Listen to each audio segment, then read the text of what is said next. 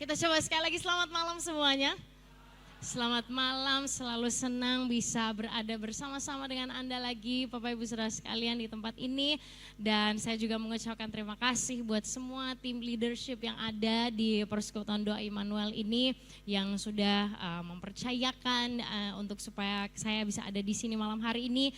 Dan mengucapkan happy anniversary untuk PD Immanuel minggu lalu ya, perayaan ke 50 tahun, amazing sekali bisa saya yakin sudah banyak ribuan sekali ya, bahkan kayak puluhan ribu kehidupan yang diberkati lewat perkumpulan Persekutuan Doa Immanuel ini.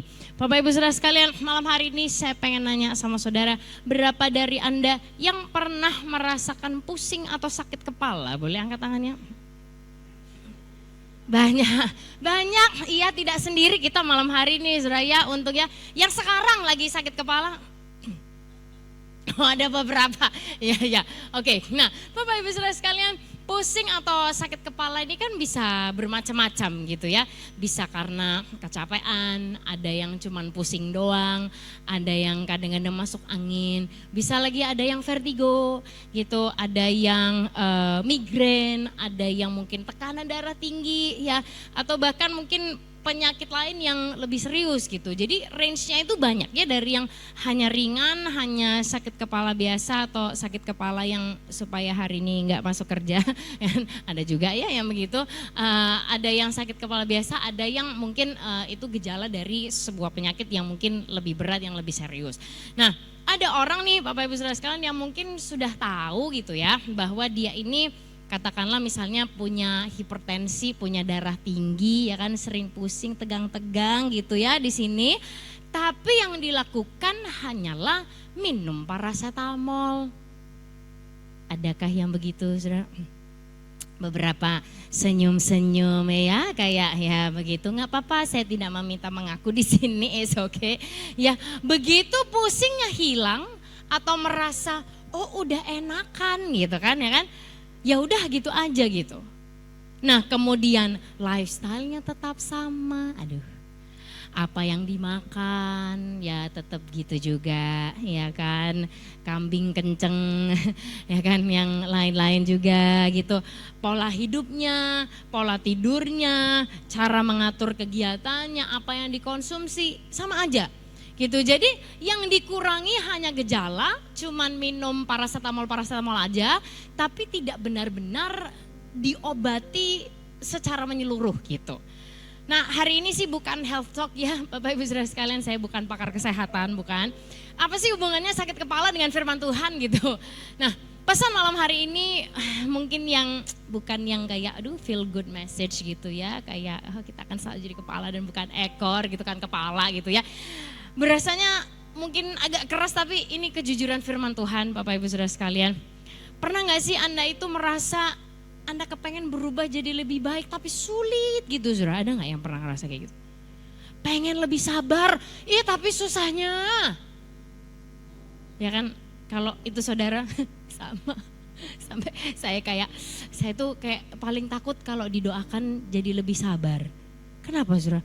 Karena akan dikirimkan latihan-latihan itu yang akan membuat nggak kuat latihannya kadang gitu kan ya kan. Atau ini kita kadang pengen nggak bohong gitu ya, tapi sulit gitu kadang. Atau kita kadang pengen lebih mengasihi gitu ya, tapi makin dicoba jadi makin sulit. Pengen coba mengampuni tapi ya ampun kok sulit sekali ya gitu. Nah, di zaman Tuhan Yesus waktu dia ada di dunia ini, ada sekelompok orang pemimpin agama super highly religious, kayak maha agamawi. Dia tuh ibarat kayak polisi agama lah mereka itu ya. Disebutkan namanya itu adalah orang-orang Farisi. Mereka ini memimpin upacara ibadah. Mereka ini suka ngecek-ngecek kesalahan orang. Mereka suka kasih tahu orang kesalahannya gitu ya. Ih, kamu sih gini, kamu tukang ini, kamu tukang itu gitu. Tapi seringkali mereka hanya memperhatikan kegiatan dan sistem. Mereka hanya memperhatikan ritual tanpa memanusiakan manusianya. Nah, sangat sering sekali orang Farisi ini menentang Yesus karena mereka shock sekali dengan caranya Yesus. Pokoknya paling gak suka, kayak anti banget gitu. Nah, orang Farisi ini suka bawa-bawa agama dan hukum untuk menghakimi dan menghukum orang-orang yang di sekitarnya gitu. Wah, lihat, kamu caranya bawa persembahan itu salah, nggak kayak gitu. Wah, kamu caranya melakukan itu salah gitu. Pokoknya semua orang tuh disalahin. Hanya peduli dengan apa yang di luar, tidak peduli dengan apa yang ada di dalamnya orang itu. Nggak peduli sama hatinya orangnya, nggak peduli sama keadaan hidup orang itu. Nah, tapi bayangkan Bapak Ibu Saudara sekalian, Yesus itu dalam salah satu khotbahnya yang paling terkenal, disebutkan khotbah di bukit namanya. Dia itu mention tentang orang Farisi ini, ya kan, yang tadi kan sok agamawi, cuman peduli ritual, cuman peduli apa yang di luar, nggak peduli apa yang di dalam. Yesus bilang gini di khotbahnya nih, kita lihat kutipan khotbahnya Yesus ya, Matius 5 ayat yang ke-20. Kita baca bersama-sama malam hari ini ya dengan suara yang jelas, 1, 2, 3. Maka aku berkata kepadamu, jika hidup keagamaanmu tidak lebih benar daripada hidup keagamaan ahli-ahli Taurat dan orang-orang Farisi, sesungguhnya kamu tidak akan bentar dulu Yesus, yang benar nih. Loh, katanya dalam Yesus ada anugerah. Ya enggak Saudara? Katanya Yesus itu kasih karunia, ya kan? Katanya tuh aduh semua ini kan by grace, ya kan, hidup kita ini kan anugerah gitu ya. Mana kasih karunianya kalau kayak gini ayatnya, ya kan? Dan orang Farisi bukannya mereka itu the bad guys, ya kan? Mereka kan istilahnya tuh yang jahatnya, yang jeleknya gitu kan, yang nggak suka sama Yesus. Kok kita disuruh seperti mereka, bahkan lebih benar dari mereka kehidupan keagamaannya. Lu mana nih Yesus anugerahnya nih, ya kan Saudara? Lanjut ya, kita baca ya ayat 21 sama 22. Kita baca sama-sama, 1, 2, 3. Kamu telah mendengar yang difirmankan kepada nenek moyang kita, jangan membunuh. Siapa yang membunuh harus dihukum. Masuk akal. Ayat 22 dia bilang, tetapi aku berkata kepadamu, setiap orang yang marah terhadap saudaranya harus matang. Siapa yang berkata kepada saudaranya kafir harus dihadapkan ke mahkamah agama, dan siapa yang berkata jahil harus diserahkan ke dalam. Waduh, kok ngeri gini Saudara? Katanya Yesus kasih karunia ini kok kayak gini banget ya? Dulu waktu saya kecil gitu ya, pertama kali baca ayat ini tuh, langsung ketakutan saya Saudara. Karena apa? Saya barusan ngatain kakak saya tuh yang namanya Elia Sutopo, kadang dia akan kesini juga kan. Saya ngatain dia jahil, coba Saudara, mampus masuk neraka nih. Ya kan, kayak langsung takut saya, kayak hah, bilang jahil harus dimasukkan ke neraka yang menyala-nyala. Ini maksudnya apa gitu? Nah Bapak Ibu Saudara sekalian, Yesus ternyata sedang menunjukkan sebuah level yang baru. A new level. Dia tuh kayak membawa semua peraturan yang selama ini ada, dia bawa ke another level.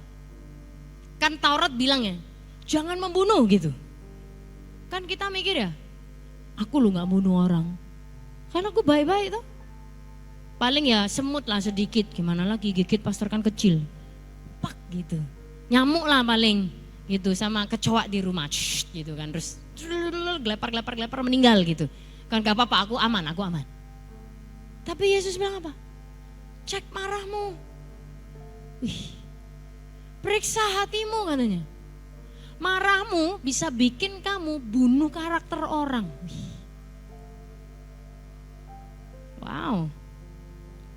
Bukan hanya sekedar, paham Bapak bisa kan, membunuh atau crot nusuk orang. Tapi marah kita bisa bikin kita bunuh karakter orang. Nah di ayat-ayat berikutnya Yesus kasih comparison lagi nih, Matius 5 ayat 27 sampai 30.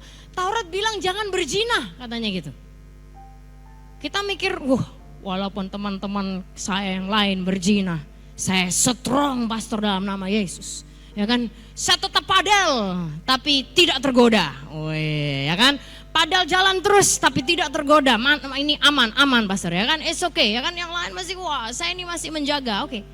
Yesus bilang apa? Cek nafsumu. Nge-scroll nafsu gak? Atau buat yang perempuan-perempuan nih, kita nih kaum hawa ya kan, di chat, diperhatiin sama orang, luluh gak? Jadi Anda bisa lihat saudara, bukan hanya oke, berzina, tapi cek nafsumu, Yesus bilang.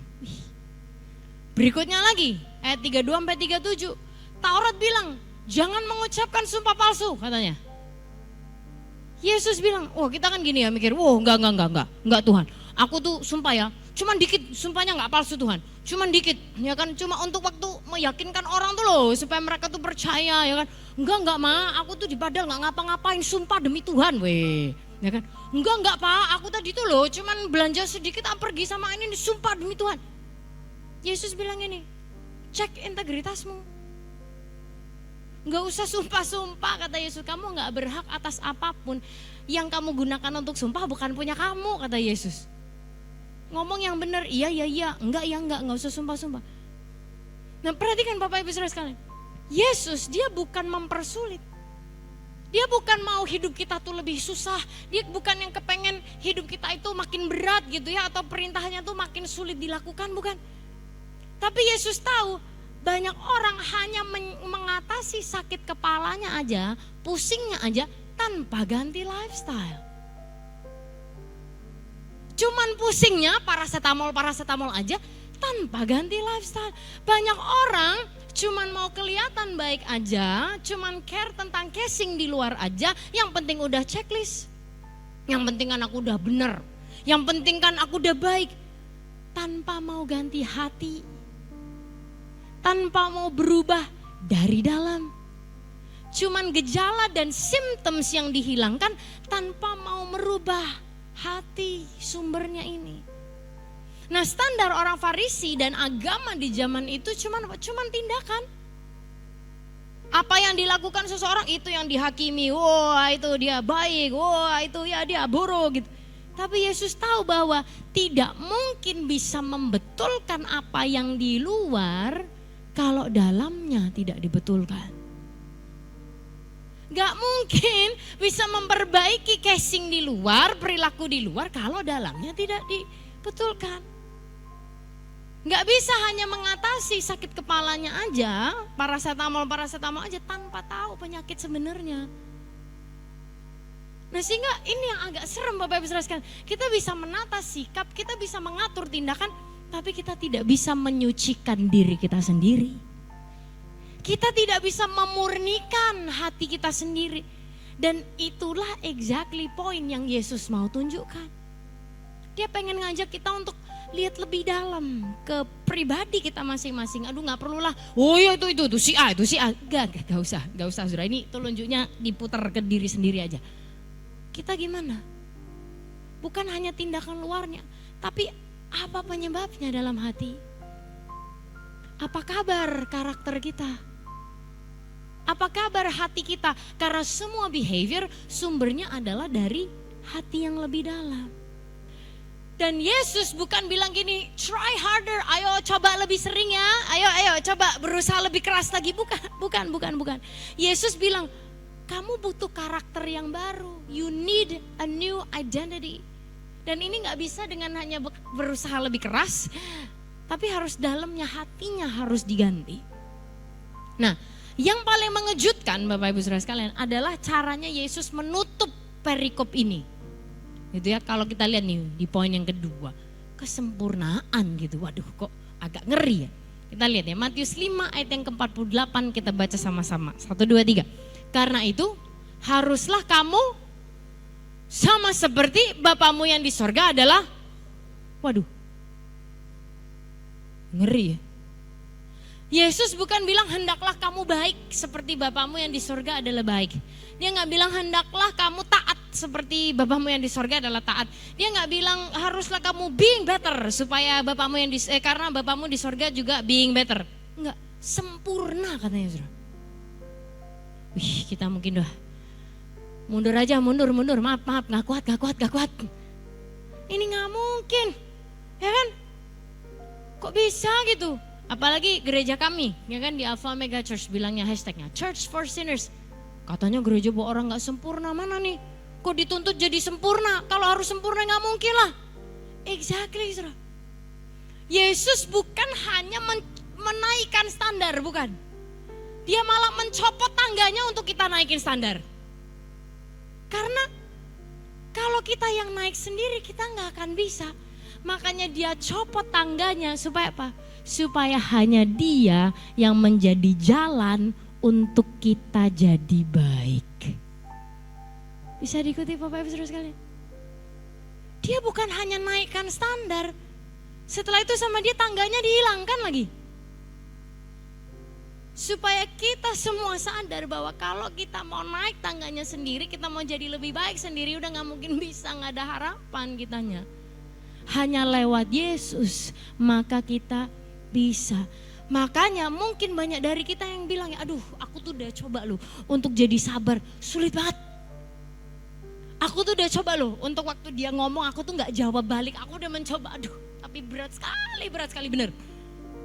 Mungkin kita, aduh aku tuh udah mencoba loh ya untuk supaya kalau marah tuh aku tuh gak meledak-ledak, aduh susahnya bener. Aku udah mencoba loh untuk gak selingkuh terus, aduh tapi susah. Aku udah nyoba untuk gak bohong terus gitu, aku juga gak suka sebenarnya, aku gak mau. Tapi susah banget ya. Aku udah mencoba untuk mengampuni, aduh sulit sekali. Aku udah mencoba untuk mengasihi dia, berat banget. Aku udah mencoba untuk gak kecanduan, ini aduh sulit sekali. Apalagi yang lain saudara. Mungkin kita yang lebih tahu ya keadaan diri kita masing-masing. Nah hari ini bukan tentang menghakimi, bukan tentang cari-cari kesalahan. Hari ini adalah tentang kita jujur dengan keadaan hati dan diri kita. Dan memang sulit kalau kita yang mencoba dan berusaha, emang susah. Karena gini, goodness is exhausting when it is self-powered.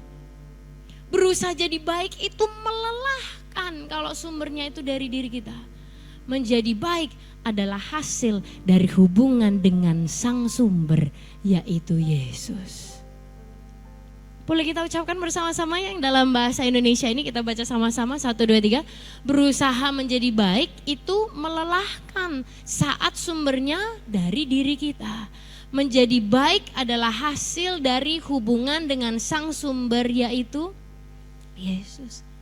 Semua pelayanan yang kita lakukan saudara hanya akan bikin kita capek kalau sumbernya itu bukan Yesus. Semua usaha kita jadi lebih baik hanya akan bikin kita frustrasi kalau sumbernya bukan dari relationship dengan Yesus. Mempercayakan hidup kita sama Tuhan sepenuhnya itu jadi sulit kalau kita lupa bahwa Dia itu adalah sumber dari segala-galanya. Kalau self-powered gak akan bisa. Hanya dari connected dengan kepada sang sumber baru kita bisa. Sekali lagi, Yesus itu kasih kita standar sempurna itu tadi bukan karena dia mau bilang oke, try harder, ayo coba lebih keras ya, usaha lebih lagi ya, ayo harus gini ya. Bukan. Yesus mengingatkan kita, kamu tuh dalamnya butuh diganti. Identitas yang baru harus diganti, hatinya harus diganti. Nah, makanya Bapak Ibu Saudara sekalian, dia menunjukkan kepada kita sumbernya tuh yang mana sih, what is the source. Tuhan bilang gini, Yeskel 36 ayat 26 sampai 27. Kita baca bersama-sama ayat ini, 1, 2, 3. Kamu akan kuberikan hati yang baru dan roh yang baru di dalam batinmu. Dan aku akan menjauhkan dari tubuhmu hati yang keras dan kuberikan kepadamu hati yang taat. Berikutnya, next ayat, oke. Kamu akan, rohku akan kuberikan diam di dalam batinmu dan aku akan membuat kamu hidup menurut segala ketetapanku dan tetap berpegang pada peraturan-peraturanku dan lakukannya. Bapak Ibu Saudara sekalian, Anda lihat ayat ini ya. Mana yang kerjaan manusia? Mana yang bagiannya manusia? Gak ada, Bapak Ibu Saudara sekalian. Tadi kan dia bilang kan, kamu akan ku berikan roh yang baru. Dia bilang aku yang akan menjauhkan dari tubuhmu hati yang keras. Aku yang memberikan kamu hati yang taat, katanya Tuhan. Rohku akan aku yang berikan. Bapak Ibu Saudara sekalian, yang memberi hati dan roh yang baru Tuhan. Yang menjauhkan hati yang keras, Tuhan. Yang memberikan hati yang taat, juga Tuhan. Yang meletakkan rohnya ada di dalam kita, juga Tuhan. Yang membuat kita hidup menurut ketetapannya dan melakukannya, hanya Tuhan. It's all Him. Semuanya adalah Dia yang lakukan dan semua adalah karya dan pekerjaannya. Bukan karya dan pekerjaan kita. Karena kalau diri kita sendiri manusia mau jadi baik, gak akan bisa. Mau berubah jadi baik aja, kita butuh Yesus. Segitu tergantungnya kita kepada Yesus. Sehingga sebagian dari kita bukan butuh berusaha lebih keras. Tapi kita perlu berhenti jadi Roh Kudus untuk diri sendiri. We don't need to try harder. We need to stop being our own Holy Spirit. Because we're not. Sehingga kalau kita mau berubah, kita pengen jadi lebih sabar, Yesus ubahkan kita dari dalam. Kalau kita kepengen gak ngomong kasar, Yesus ubahkan kita dari dalam. Kita kepengen marah gak meledak-ledak, Yesus ubahkan kita dari dalam. Kita kepengen gak selingkuh-selingkuh, Yesus ubahkan kita dari dalam. Kita pengen berhenti bohong, Yesus ubahkan kita dari dalam. Kita pengen mengampuni, Yesus ubahkan kita dari dalam. Kita pengen gak kecanduan, Yesus ubahkan kita dari dalam. Apalagi yang saudara butuh? Yesus ubahkan kita dari dalam. Sehingga gini, kalau moral improvement, ya hanya perbaikan moral, bilangnya gini, aku menahan amarahku gue. Tapi perubahan hati dan roh oleh Yesus, hatiku diubah jadi lebih lembut. Bukan karena kita jago nahan marah, bukan. Tapi karena hati kita yang diubahkan jadi lebih lembut sama Yesus. Kalau moral improvement bilangnya gini, aku menghindari selingkuh. Pokoknya jauh-jauh. Ya udah nggak apa-apa pastor, habis gini saya berhenti main padel sih. Tapi sudah perubahan hati dan roh oleh Yesus adalah ini, hasrat kita disucikan oleh Yesus. Kalau moral improvement bilangnya aku berusaha nggak bohong, aku berusaha untuk nggak bohong kok. Tapi perubahan hati dan roh oleh Yesus ada gini, Yesus yang kendalikan pikiranku dan mulutku. Kalau moral improvement bilang gini, oke, aku gak akan balas, biar Tuhan yang balas. Nanti Tuhan yang akan membalas ya setimpal dengan perbuatan. Waduh, kok tetap sama ya? Tetap sama ya kan? Aku akan doakan. Wah, gak apa-apa, aku gak membalas dia, aku hanya mendoakan. Aku doakan dia segera menerima balasan. Waduh, kok sama aja ternyata. Tapi perubahan hati dan roh oleh Yesus adalah, aku mendoakan dia, aku memberkati orang yang gak suka sama aku. Dan ini gak bisa dipalsu, Bapak Ibu Saudara sekalian. Ini gak bisa dipalsu. Hanya Tuhan yang bisa kerjakan bagi diri kita. Nah Bapak Ibu Saudara sekalian, malam hari ini saya bawa kresek ini ya. Anggap aja misalnya ini kresek sampah gitu misalnya, ya kan. Dia kecil sih, jadi kayaknya ini sampah di mobil gitu mungkin ya.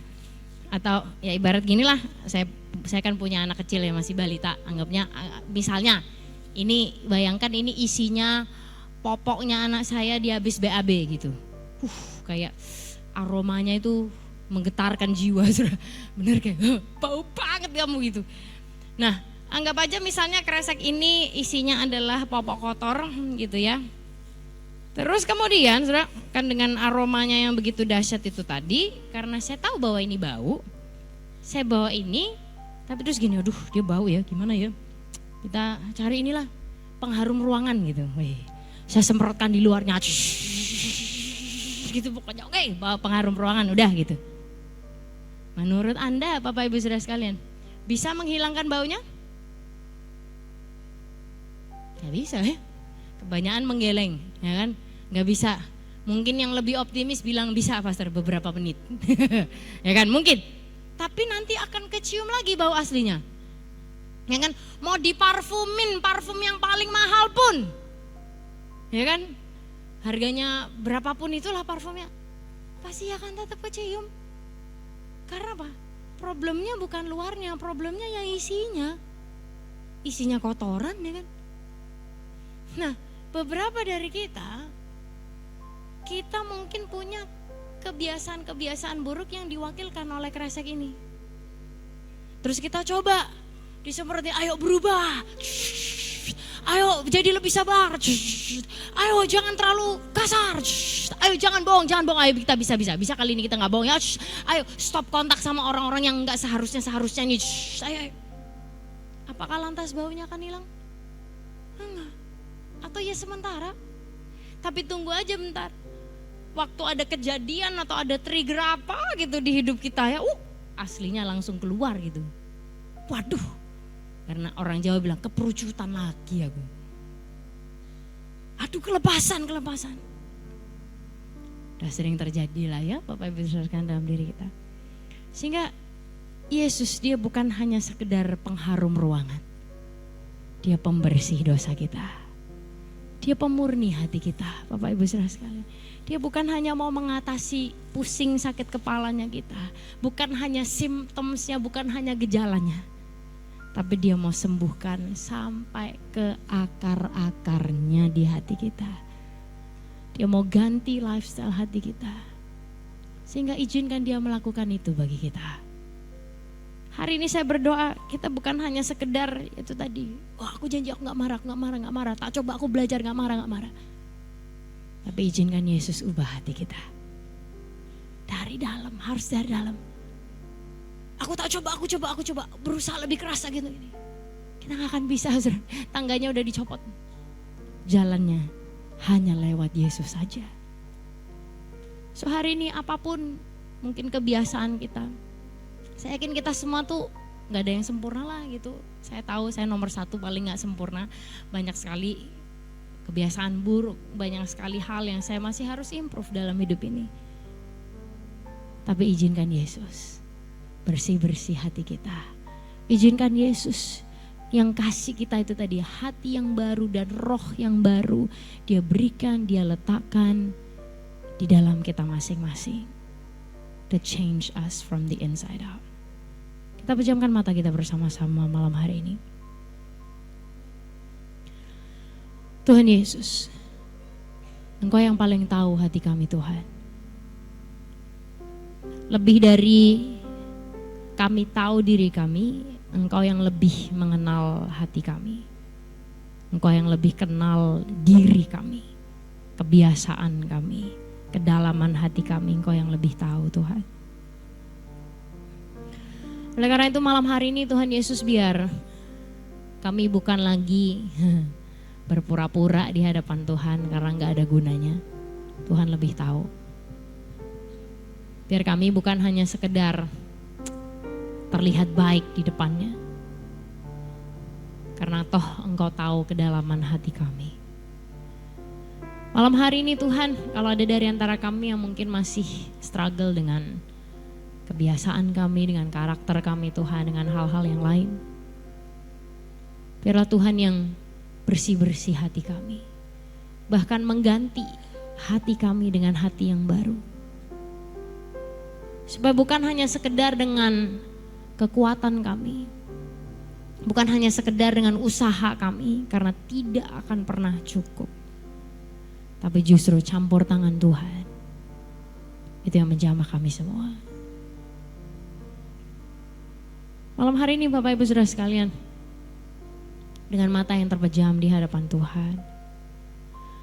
Kalau ada dari antara saudara yang mungkin sedari tadi Anda nyadar, Anda ingat akan kebiasaan saudara, akan mungkin hal-hal yang Anda masih struggle. Sama saya juga. Apapun itu bentuknya. Dan malam hari ini Anda mau serahkan itu kepada Tuhan. Mengizinkan Dia operasi hati kita.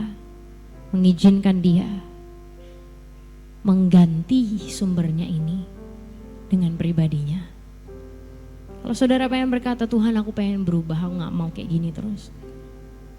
Kalau itu adalah Anda, bolehkah dengan segala kerendahan hati saya mengundang saudara, letakkan satu tangan saudara di dada.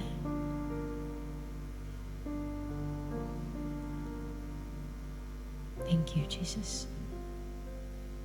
Thank you Jesus. Bapa, malam hari ini Engkau melihat setiap anak-anak-Mu ya Tuhan.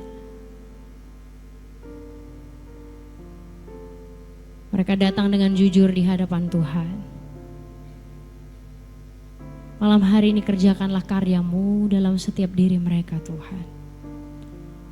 Yang mungkin masih emosian, yang mungkin masih suka overthinking, yang mungkin masih suka khawatir, yang mungkin masih suka meledak-ledak, yang mungkin masih suka bohong-bohong, yang mungkin masih suka apapun kebiasaan yang lain. Malam hari ini kami tahu kami tidak dihakimi di hadapan Tuhan, tapi justru kami disambut dengan kasih-Mu. Biarlah malam hari ini cinta Tuhan yang membanjiri hati kami, menyembuhkan setiap karakter kami yang mungkin salah dan keliru di hadapan-Mu ya Tuhan. Biarlah cinta-Mu dan kuasa darah-Mu itu membasuh setiap dosa, kekurangan, kesalahan diri kami malam hari ini.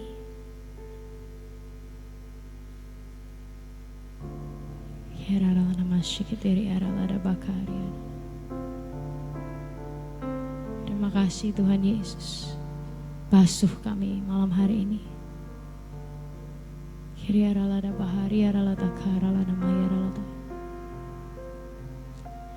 Betapa besar kasih pengampunan-Mu Tuhan,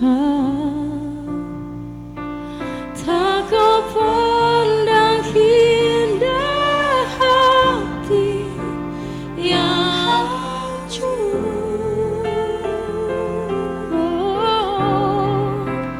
Ku berterima kasih kepadamu ya Tuhan, pengampunan yang Kau beri, pulihkanku. Boleh dengan berdiri bersama-sama katakan, betapa besar kasih pengampunan-Mu Tuhan, tak Kau pandang indah hati yang hancur. Terima kasih Tuhan, ku berterima kasih kepadamu ya Tuhan, pengampunan yang Kau beri, pulihkanku. Angkat kedua tangan kita bersama-sama katakan, betapa besar kasih. Thank you Lord.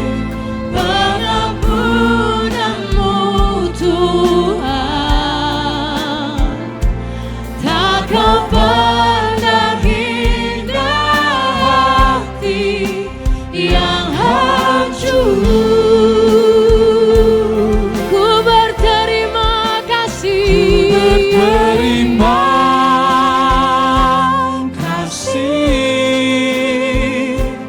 kepadamu ya Tuhan, pengampunan yang Kau beri, pulihkanku. Pengampunan-Mu Tuhan, pengampunan yang Kau beri, pulihkanku.